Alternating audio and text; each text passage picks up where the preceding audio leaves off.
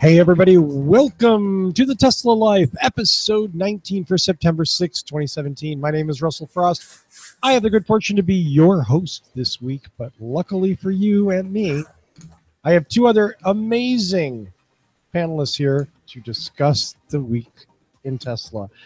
First off, our man in red, I think that's Tesla Red, our man in Tesla Red in Canada, Mr. Mark Coughlin. Hello, everybody. Welcome to the show, and looking forward to catching up on some news. There we go. And our man in black in Illinois, Mr. Tony Schaefer. Hey, I've rarely been described as the man in black, but I know. wait, no, 5 fingers. Sorry, I'm not the man in black with 6 fingers on his left. Six-fingered man. 6-fingered man. Yeah. You've got one hidden, don't you? And hopefully we'll never see it now. Mine goes to 11. It will never ever come out. We took last week off. Thanks to all of you who hung in there for a week without the Tesla Life, and we're back this week, and we've got a full palette of news. So I think I'm just going to start right in. And Mark has a story from the Wall Street Journal. Yeah, and it's I apologize. The link is one of these subscribe links, so you'll have to bear with it. But the story was interesting that they came up with that, and apparently there's a little bit of discontent among Tesla engineers. There's been a number of different rifts and people leaving positions because apparently Tesla's pushing the autonomous car a little bit hard and heavy for the like of a number of engineers that work for the company. So it has seemed to ruffle a number of feathers of people thinking that maybe just moving a little too quickly ahead of the curve and possibly over, I guess, stating what is possible at this particular moment in time with self-driving vehicles and how they interact with the environment around them. So it is an interesting story that kind of goes into the details of a number of people leaving the company based on some speculation, some third word from others about what's going on, but there is a growing concern that they're going a little fast for what the technology can do, and some of them feel that this may not be a safe move for the public. So it's an interesting story about I guess two different viewpoints in the company. Obviously, the sales side of things love to push the sexy, the car drives by itself, and we'll be able to take you wherever you want to go. And it's a wonderful to think that is the case. But some engineers obviously believe that they're running a little bit ahead of what the technology can perform. And do we know? Did it say in the article who's pushing this? Who's pushing the actual, pushing engineers? Is this Elon? Well, it is coming from the top. So it doesn't say Elon particularly, but it certainly points in his direction. Okay. And I'm going to assume that all the engineers in the article are anonymous. Of course, they don't want to lose their jobs. They certainly do not want to speak out of turn. It's being leaked through different means, not just normally Bob Smith said this on this date. There's none of that, but there has been a number of highly publicized people leaving the company from the engineering wing, and the speculation is kind of running with that. I think that's really crazy to me because, part of it would be, it's Elon's job, I think, to push.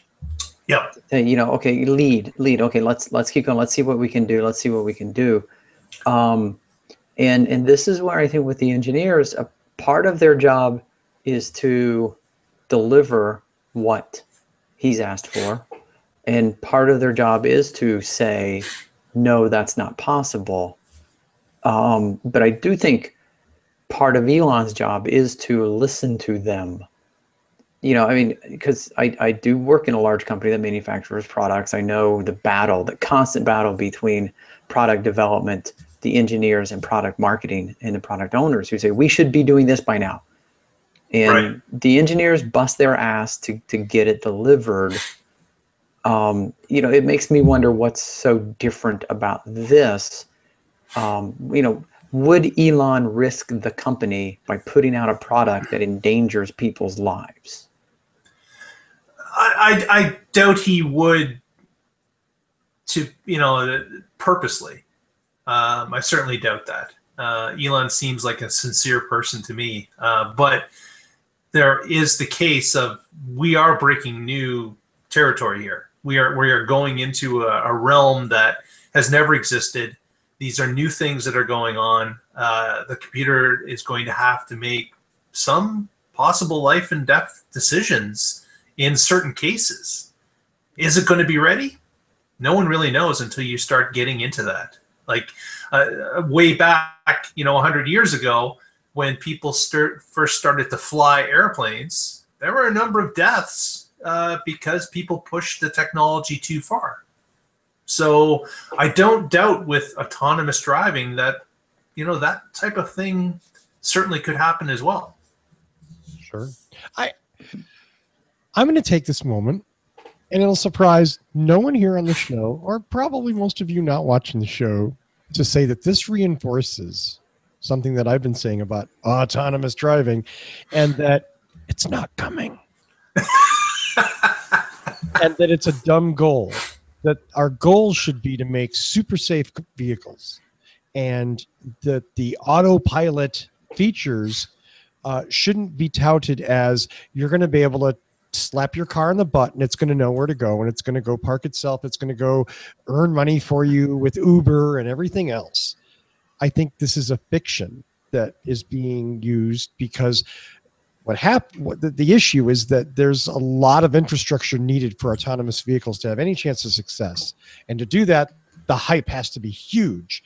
And the government's not going to pump millions or billions into what's needed to make these cars work. So the manufacturers are going to blow up the hype. That's just my opinion. And I've been right and I've been wrong. Yeah. I do agree in that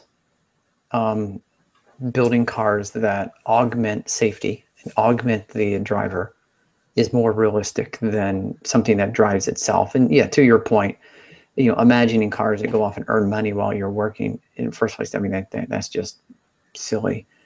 Well, I would never let other people ride in my car if I'm not there to chaperone them. That's the part. That's actually the part that hangs me up more than anything. Exactly. But yeah, I would like to believe that at some point in the future, there will be technology or something that can, provide autonomous vehicles. I don't know if it's going to be in 2018 or 2020. I don't know, but I want to believe that Moore's law and all those other laws that say that technology constantly advances, something is going to be possible and something's going to happen somehow. But I don't know. I don't know whose side to take on this, if there is even a side, because I agree with Elon and everyone that says we should push the boundaries, we should keep trying, we should keep trying. But at the same time, I also agree with the engineers, because the engineers just want to make sure that no one gets killed. Well, sure. And they want to make sure that stuff that has their name, whether it's a patent or whatever, that it doesn't come out that like, oh, Tesla engineers killed dozens of people this week because their autonomous cars all ran into each other. You know what I mean? Or something like that. Nobody wants to be that person. No, but as it is with all human endeavors, we do things incrementally. So we get better over time. And we get setbacks and we make changes and we march forward again. We may take 2 steps forward and have to take a half step back or 1 step back, and then we move forward again. So I see this as something that's not any different. This type of thing will happen, and it will happen in that way. And I got to tell you, I feel bad being the guy who says autonomous cars is chasing a fool's dream. I think right now it is. I think you have to have big dreams. You have to have vision. You have to look at evolving products or systems, whatever, to another level. Not just incrementally, but just fundamentally different. I look at all the variables, at all of the things involved in autonomous driving, and I don't see it coming in like 3 years or 2 years or 5 years. I see it coming maybe in 20, 25 years. That far, huh? You think that we're that far away? Yeah, I think it's I don't think it's the technology in the vehicle. I think it's the infrastructure. Right. The roads, the markings, the things that the car needs to queue on to be in the lane. How we're going to mark out construction projects, how we're going to mark out temporary things that aren't on maps or whatever, how the vehicle is going to see those things and react to those. I mean, we're going to have to come up with standardized ways. It can't be a matter of just like one town's got a dude with a flag and the other town uses orange cones and another town uses the little sawhorses with the blinky thing. You know what I mean? Yeah. Hey, the town I drive through every day doesn't use anything. You're on your own. You're right. Yeah. I mean, so what happens when there's a steel plate on the road and the car sees that? Does it know what it is? And again, these are probably small, trivial examples, but I think there are hundreds and hundreds of these things. But it's a good point, because if a car's driving along and it's reading the road ahead of it based on echo, radar echoes, and then there's the construction steel plate that they put down, like you said, and that echo return is different than what it's accustomed to, it might think there's a huge ass hole in the road and it might slam on its brakes. And that might seem like a small thing until you're the car following the car that just slammed on its brakes. Yeah. Right. And maybe they have solutions for this already. I don't know. But I feel like what I know of the technology that's available today, this is premature. Yeah, you may be correct. It is, although the marketing wing is pushing this thing hard. And I think a lot of that is for subsidies. They want, give us money. Yep. Well, speaking of money, this next story is just for you, Mark Coughlin. Just for you. Electrek reported today, in fact, that the Tesla Model 3 is built with 50% parts from US and Canada and 25% from Mexico. And you're wondering, okay, so what? Who cares? Canadians care. It's 75% NAFTA. Yes, NAFTA trade agreement says that if a vehicle has, over 55% content from the US, Canada, or Mexico, it's a NAFTA vehicle, and it's exempt from tariffs, duties, or taxes when sold in a NAFTA country. Canada, which bingo. Canada, you're going to save over 6% on the base price of a Model 3. Yes, indeed. So our higher taxes will be nullified with that 6% savings. So certainly 6% is 6%. So yes, people are quite happy that it's met that level. So and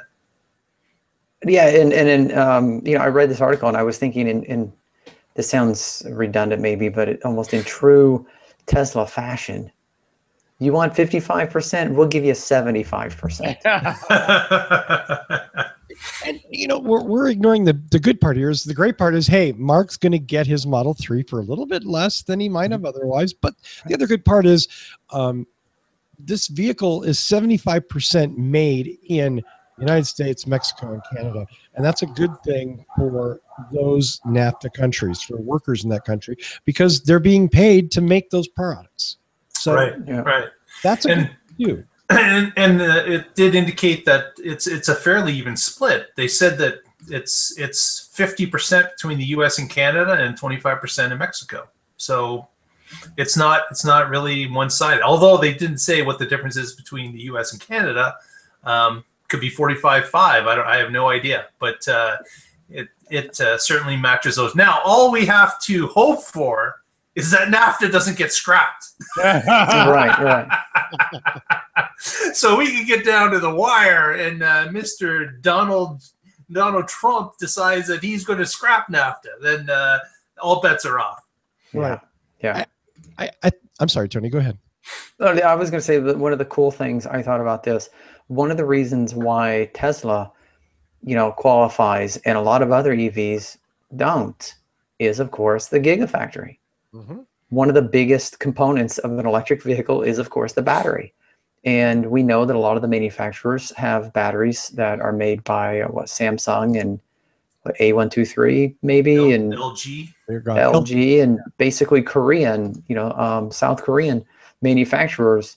So they don't qualify. Tesla does. So that's just one more step for Tesla to separate them from all the competitors. Tony totally stole my point. Thanks. Yeah, you're welcome. No, but the interesting thing is, as Tony mentions, and let me read from the article, if I may. In comparison, other electric vehicles have fewer North American parts, like the Chevy Bolt, for instance. It's assembled in Michigan, but only has 26% U.S.-Canadian content, 54% Korean content, thanks to LG being the main supplier behind the car. Yep. 54% Korean. Now, again, the Bolt is a great car. It's assembled here. It's designed and engineered here. This is not me running down the Bolt. I'm just saying, wow. Again, Tesla has been prescient to a rather extraordinary amount, given, building their own charging network, building the Gigafactory, so they would be supplying their own batteries.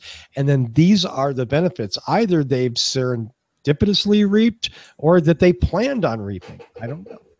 Oh, I'm sure that Elon calculated the price of the car, the profit made there, the EV credits that they're selling to their competitors, and the lower price thanks to NAFTA. I mean, it's either he or someone very close to him said, here's how we can reap the most money as possible.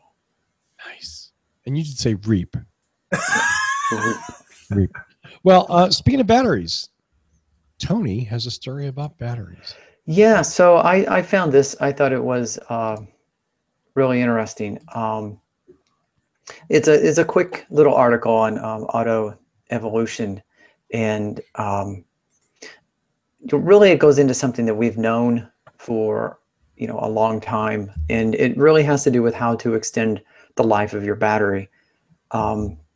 So what they did, they talked to a guy named Jeff Dahn, who's a battery researcher at Dalhousie University. Dalhousie. It just sounds so Canadian. Dalhousie. And a close collaborator of Tesla's. So he has been monitoring the effects of charging and discharging rates on Tesla batteries. And one of the suggestions that he makes is that you rarely fully charge and fully discharge your batteries. And, he had said go up to like 70% is ideal. Now, of course, there is the caveat that if you need the full range, take the full range. That's when you go to 100%. But if you're just doing daily commutes to work and you don't need to fully charge and then drive it until it fully discharges and then fully charge, his recommendation is that you stay in that sweet spot below 100, 70% or below. And the reason I said we have talked about this and we know that is we've talked many times about how manufacturers are handling their EV batteries and hybrids. That the Prius, which since I own one, is very current in my mind. Even the gauge that's on the car that you think is 0 and 100 is really more like 40-60, maybe 30-70. So Toyota is using the same principle of not fully charging, fully discharging. I know that other manufacturers are doing the same thing. And then we lamented, I know, when we found out that some EV manufacturers, and I think the Leaf was one of them, that in order to get as much range as possible would let you charge to 100%, like literally 100%, and let you discharge literally to 0%. And that required them to come out with all kinds of warnings, never fully discharge your battery, this is really bad. But this is just, one person, again, Mr. Dahn here, who again, has been researching battery technology, following Tesla's batteries, saying if you can tap it off at 70% and don't go to 100 very often. Keep it in that sweet spot. So that was it. It was just reiteration to something that we've been talking about for years. Yep, many manufacturers have the same. Some of them lock it down to that, and they make sure that the user is unable to go beyond those windows. But Tesla does leave it open. As you said, it's not too bad if you fill up and immediately start to expend the charge. That's fine. But topping up to 100 all the time obviously does degrade the battery some. And I think part of it is the fact that we are accustomed to pumping gas in the tank, and we just always go to 100. That's just what you do. You fill it until the thing clicks off. Now you actually put some thought into it. Well, or if you wow, did Mark just? I just blew up. Wow, Mark just exploded. Wow. Ladies and gentlemen, a moment of silence. No, two things. I mean, number one, being a photographer, battery packs are kind of your life. And back in the day, before nickel metal hydride, I don't want to say before lead acid, but I mean portable stuff. There were some lead acid, but the rechargeable battery of choice was nickel cadmium. And if you have any experience with nickel cadmium and memory effects in batteries, the thing was always discharge them completely, charge them up completely. Otherwise, you wreck the battery. So there's lots of, it's the thing that frustrates me. Again, you see people like waving the Polaroid picture. Not been an applicable activity to do to Polaroids in like 40 years. Okay. They're all, it does nothing but wreck the emulsion. Okay. Don't do this. But, then there's a song, right? Okay, so. I have gotten the question, do I have to discharge the battery fully and, charge it up fully? And yeah, I mean, people, that's just in their heads. People remember batteries with memories. Yeah, absolutely. And by the way, Delucy. Oh, is how it's pronounced? Well, there is some discussion on this issue. It's Dalhousie. It's Dalhousie? Yes. That's the way. You're talking about a university in Canada, correct? In Nova Scotia. Yeah, it's Dalhousie. Well, that's interesting. I'm going to have to go back. I was reading an article about this really quickly because I like to say things right. And it said there's some discussion about the Scottish dude who originally established the thing and whether or not Delucy was the poor Scottish way to pronounce it. Dalhousie was the upper class way of saying it. Ah, okay. So there's like some social tension and whatever. It was an interesting little article. So Tony, thank you for bringing up a university I've never heard of and can't say. Right. Hey, we're huge in Nova Scotia. I always wanted to be big in Nova Scotia. Yeah, exactly. Gotta love that. I mean, thank you for Sarah McLachlan. Let's see. Next, what do we have? I suddenly got lost. Mark. I've got a new story a story that I've been dying to hear about T-Tunes. Boy! So there has been, and I'll throw this up on the share here.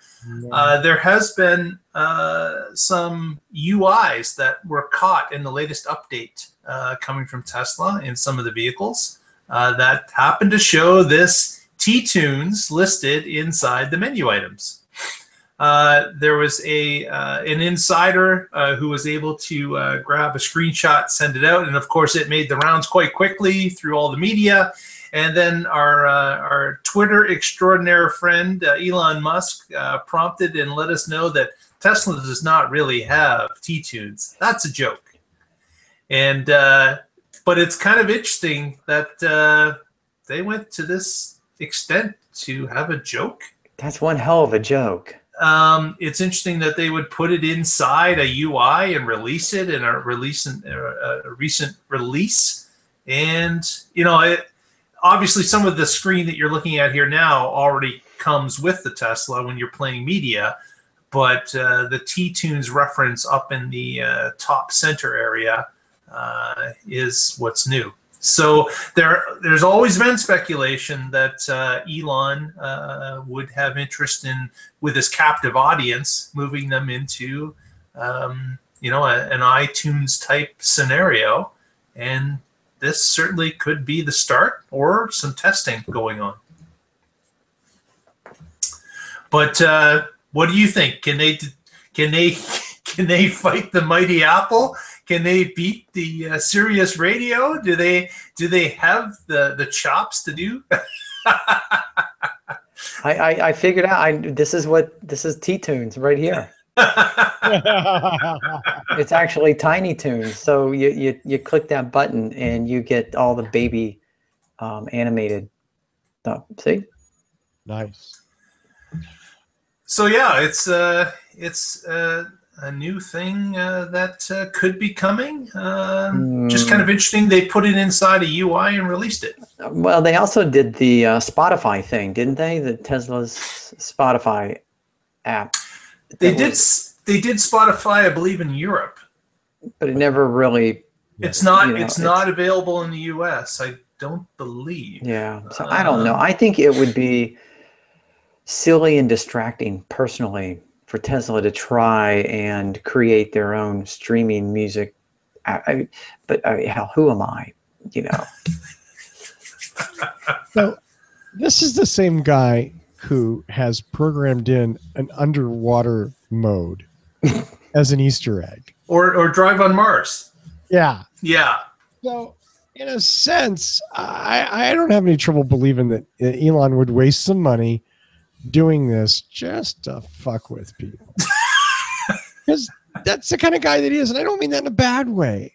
But let's look at this seriously. Having spent a little bit of my life in the music business, I'm here to tell you that this is fucking cray-cray. Okay? Mm-hmm. No way Tesla even wants to, even if they could, go down the road of deploying their own service, unless they're buying it off the shelf from somebody else and just licensing something. I can't imagine it. And dealing with the labels, the music companies, is something that nobody wants to do. I think this is a silly Easter egg that they left in there for I don't know why.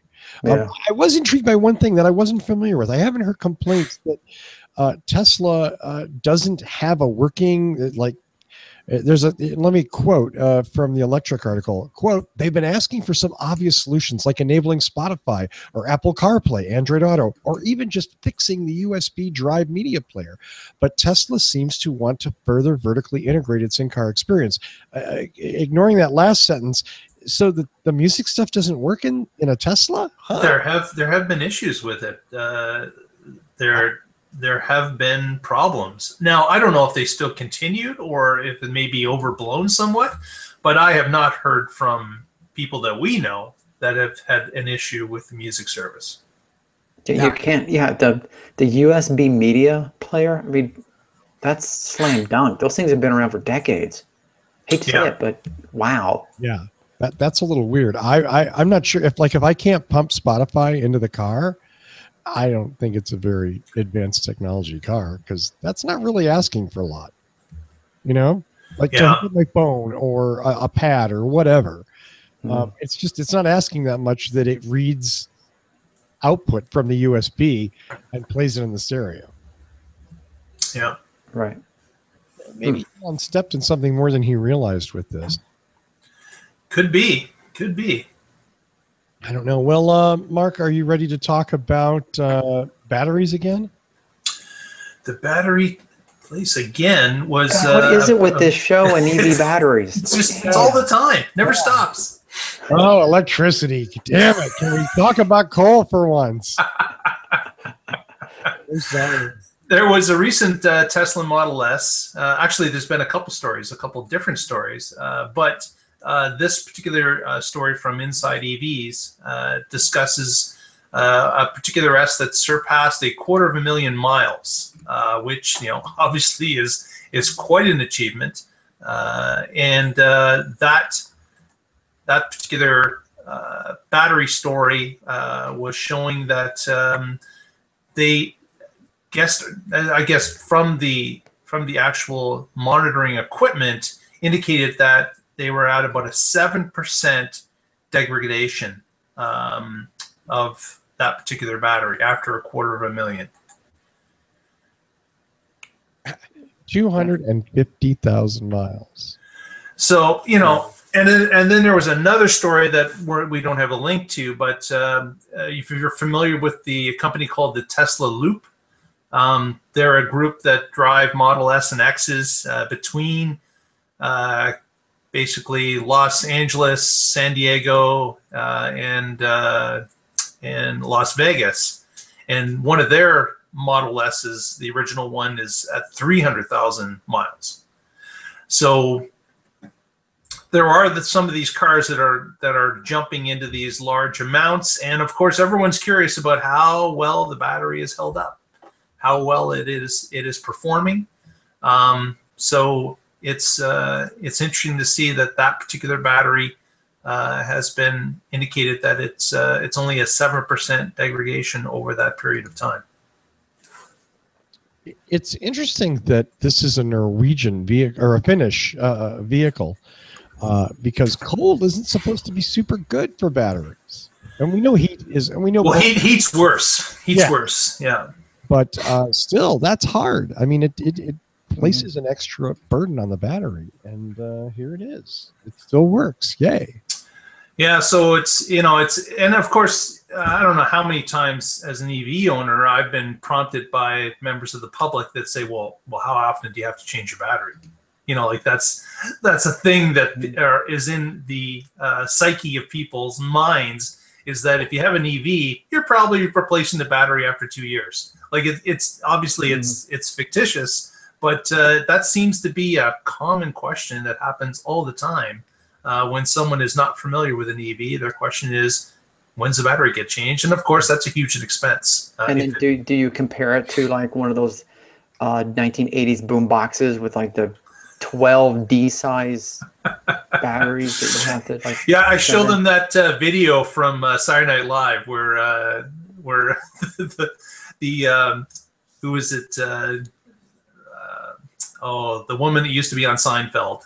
Elaine. Elaine's character, yeah, she's doing a commercial about a particular EV that takes nothing but double A's, and when the batteries run out, you press the button and it ejects 14 million batteries onto the ground. So yeah, that's exactly how EVs work. But people are quite surprised when you tell them that the manufacturing warranty gives them 8 years or 100,000 miles as part of the warranty standard. And all EV manufacturers do that. So, yeah, again, it's people are concerned about the longevity of these things, and here's just another thing to show that after 250,000 miles, this vehicle's still going strong, and it's lost some of its potency, but certainly not much. The good part for me, the way I see it, the silver lining is that really it's mostly only the older folks who are asking about the battery degradation, swapping out the battery and whatever. We're now reaching a point where there are kids learning to drive that they've known that EVs have existed now for their entire lives. Yep. So, the concern that old technology or anything, they don't even ask those questions.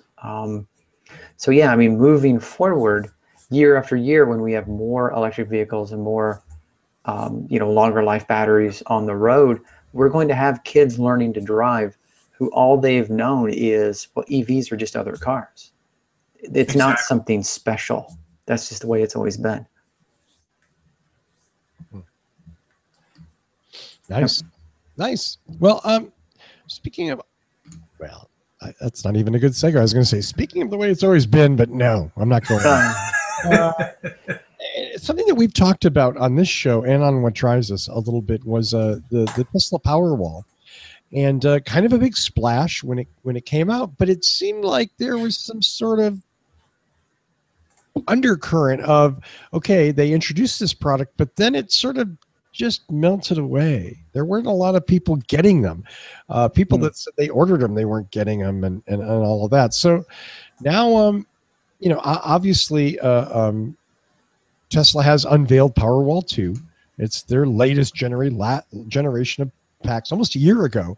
And it looks like they're starting to trickle out of the factory. And by trickle, I mean, we're talking about thousands of reservation holders. And this one company mentioned in the article says they have 50 more Powerwalls to be on order to be installed by the end of the year. Yep, they're starting to get out there. Yeah, which again, now we know. So this is the new battery cell that's being made in the Gigafactory. It's the same one in the Model 3, which just happens to have a few thousand pre-orders. By few thousand, I mean, yeah, a lot.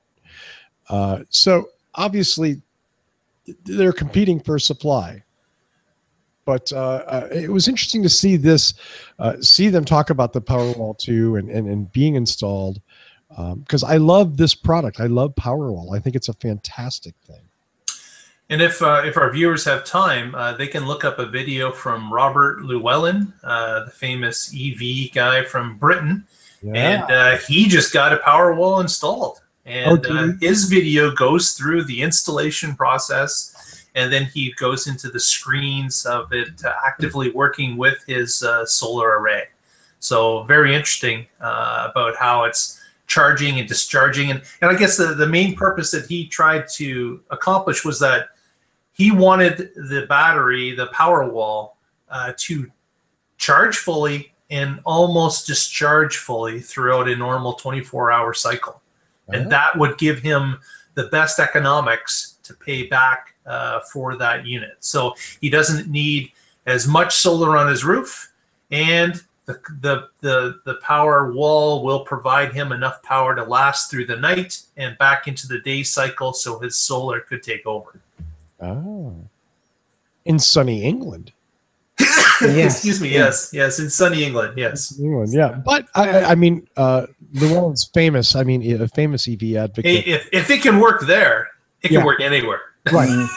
Yeah, we've got Ken and Lee in the chat saying that Robert's video is highly recommended. So if those two guys say it's good, screw what Mark says. But we got Ken and Lee. Thanks, it's really thanks, Tony. Appreciate that. Yeah. So I do, and this is a serious question in a joking manner, but we talk about electric vehicles and batteries and cars. We talk about range anxiety, but is there really such a thing as like Powerwall range anxiety? It's like, okay, kids, go to bed. The battery's almost dead. If it's not connected to the grid, I would say yes. Right, but if you're using it to subsidize, the grid, then like there are several applications for it, but in the case of Robert, what he's doing is he's actually connected to the grid as well. So the solar takes in whatever it can, it fills up the battery wall, and then as soon as it's topped off, the solar is still producing, and it feeds it back to the grid, and he gets tariff back from the feeding of the grid. And then as the sun goes down, the solar stops producing, the power wall kicks on, starts sending its energy back to the house, and then he's got enough to last him through the night, and the cycle starts again when the sun gets up. Wow, a distributed mesh grid with battery backup is almost untakedownable. And we haven't been preaching about that for the 7 years we've been doing. Oh my God, I have been on this. I told myself that one day I will go through all of our podcasts where I said there should be batteries in the garages or basements. And I don't remember who it was, but told me how inefficient and what a bad idea that was. You got to find that. And the person that told you that it was a bad idea. No. I don't think it was. I don't even remember now. I just remember the two things I said on this show is that there should be batteries in garages and or basements, and we should put solar panels over parking lots. You are definitely a futurist. I know. Yeah. And for more on that, watch What Drives Us in a couple hours. Because I got a little rant on that one too. Wow. But this is cool. I do hope that the cost of Powerwall, and not just Powerwall, but we know there are competitors in the market. Yep. I do hope the cost comes down. I would like to see more batteries in more homes, lighten the grid. We wouldn't need as much coal. If coal was how you generate your electricity, or nuclear or gas or whatever, we wouldn't need to consume as much if we have wind and solar. They're feeding batteries. And the electricity, instead of being a one-way distribution from a power plant, now becomes the ebb and flow of all the batteries sharing power. I mean, that would be awesome. Yeah, Yep. it would absolutely be awesome. It will make all of our lives better, although, interestingly enough, invisibly better. That's right. Right. Right. It doesn't change the look of things. It just internally it's better. Yeah, and you're not necessarily going to get a free check in the mail or anything else like that. It's just going to make a lot of things a lot more stable, a lot more robust, and a lot better. Unless you're a Koch brother. Unless you're a Koch brother. Yeah. You're just going to get pissed off about it and spend millions lobbying against it. Mm-hmm. Well, let's talk about something that undoubtedly someone's going to be lobbying against. And Mark has our final story of the evening. Again, from the wonderful world of Twitter, Elon Musk got prompted, and by obviously someone from North Dakota, who said, contrary to popular belief, North Dakota is not actually a myth. How about showing us some supercharger love soon? ? Smiley face, wink. And then they have put up a picture from Tesla's website attached to it that shows new superchargers coming in light gray, and the red ones are ones that exist, and showing this wonderful line of light gray running through North Dakota and nothing in between.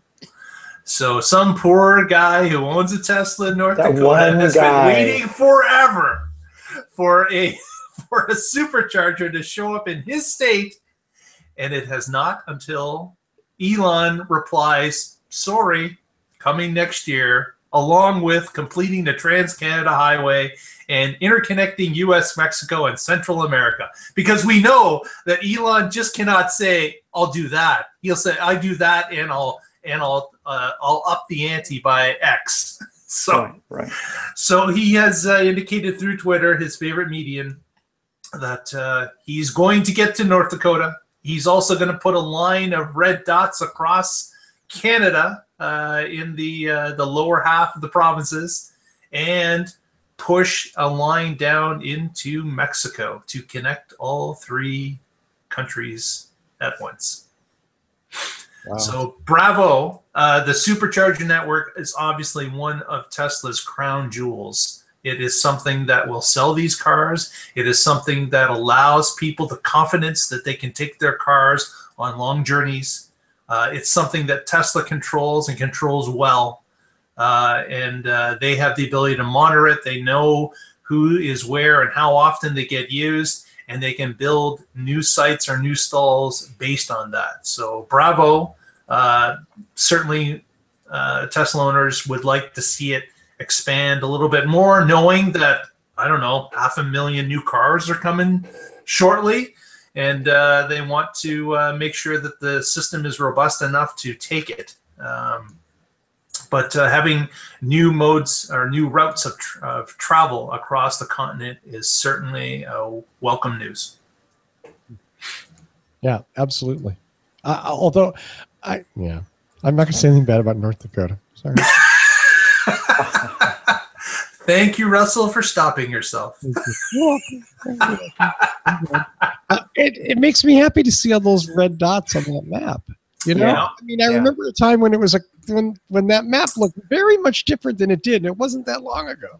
Yeah. Remember when it was just a single stripe down the California coast? Yeah. And it was like proposed, dot, dot, dot, and then where, like, somebody was going to go to New Mexico and apparently stop or turn around and go back. I don't know. But yeah, no, it's, I mean, you could drive the car just about anywhere.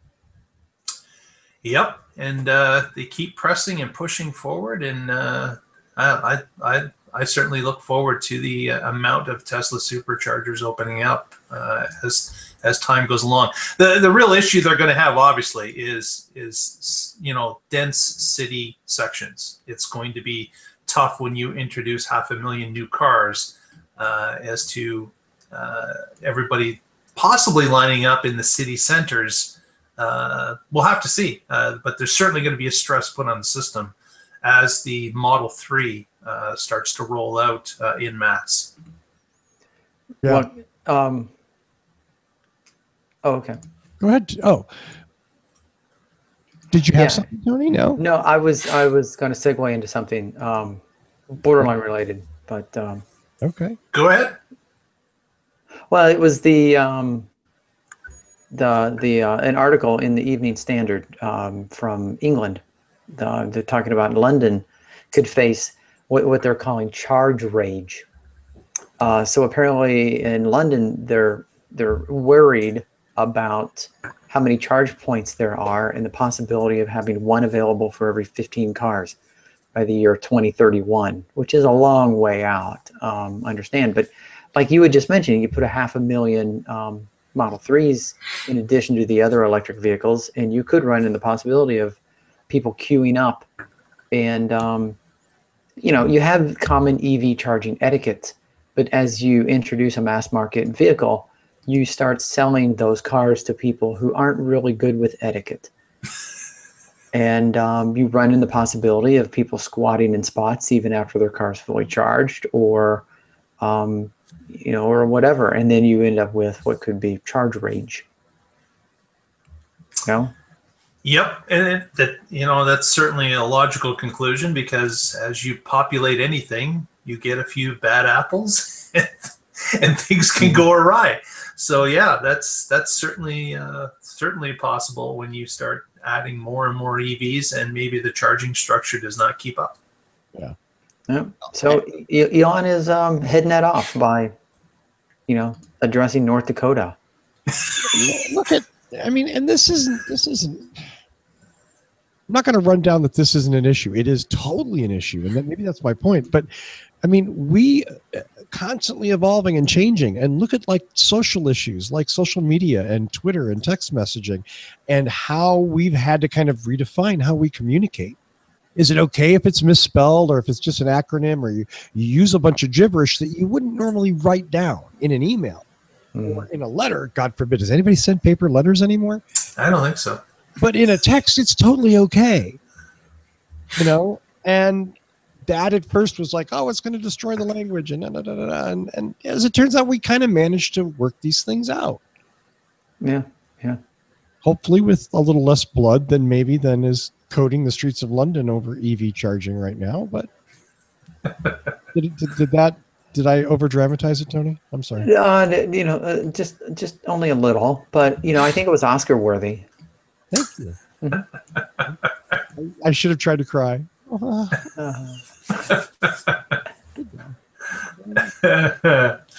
Well, that's our show for this week. Let's do some shout-outs and go home, gentlemen. Tony, speaking of Tony. Me? Tony. I don't really have anyone to necessarily shout out for, to be honest.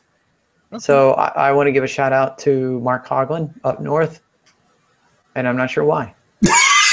I'll give a shout out to Mark Coughlin. Wow, I'll take him. That's good. I appreciate that. I appreciate that. Everybody in the chat room that Tony's ignoring. Yes, that's not ignoring, but I've been ignoring them. But hey, everybody in the chat room, thank you so much. Seriously cool, and thanks for being part of the show and for Pepper and Tony with questions. I should probably make a note to myself. I'll stick it on the thing that says "Always thank people in the chat room." Well, you should. You gotta feel it, brother. You gotta feel it. No, I don't feel anything. I'm dead inside. Yeah, me too. It's 2017. My humanity died a long time ago. Let's talk to someone who's a genuinely nice person, Mark Coughlin. Oh man, the compliments just keep flowing. That's great. I wanted to say thank you to everyone, of course, watching the show. And if you would like to get some more news, please feel free to follow us on Twitter at The Tesla Life. You can also follow us on Facebook at Facebook.com/The Tesla Life, numero 1, just to be different. Numero one. Exactly. And also connect to our YouTube channel, subscribe, and you will be notified the minute that the show goes on air live. It's a great little service and allows you to get involved immediately, drop everything you're doing, and rush to the computer or tablet to watch the show. Unless you're actually holding your computer or tablet, don't drop that. Yeah. You should calmly. Public set that service down. announcement. Yes, indeed. Gather the family around whatever device it is you're viewing the show on. Let them all kind of huddle up next to that little video device and enjoy the Tesla Life as we enjoy making it for you. Gather round, children. Gather around, yes. It's like the radio days of old. I don't know how far I can keep vlogging that. So It's time to drop it. yeah, it's almost a good point. As always, I want to thank Lee Moon, who kindly or who brilliantly composed our theme music and kindly lets us use it for free. Thank you, Lee Moon. Thank you, Mark Coughlin. Thank you, Tony Schaefer, for coming on the show, as always, or being on the show, not coming on. I mean, you guys aren't here. It's not really much of a show. It's just me talking. You know, I think it'd be fun to try sometime. You just want to see me die slowly. At the end of the show, I'll just be like crying on my desk. You know, I was wrong. I do feel something inside. Oh, man. Well, and finally, speaking of feeling something inside, of course, our thoughts go out to everyone in Houston who have survived Harvey and are cleaning up after it. And of course, my thoughts, having just left Florida and having family there, go out to the people standing in the way of Hurricane Irma. So please be careful, everyone in that part of the world, and take care of yourself first and foremost. Absolutely. Yeah. I ended the show on a downer, didn't I? Just a little. Just a little, but you had to. All right. Thanks to all of you. Tune in next week and find out what is amazing about the Tesla Life. And that's it.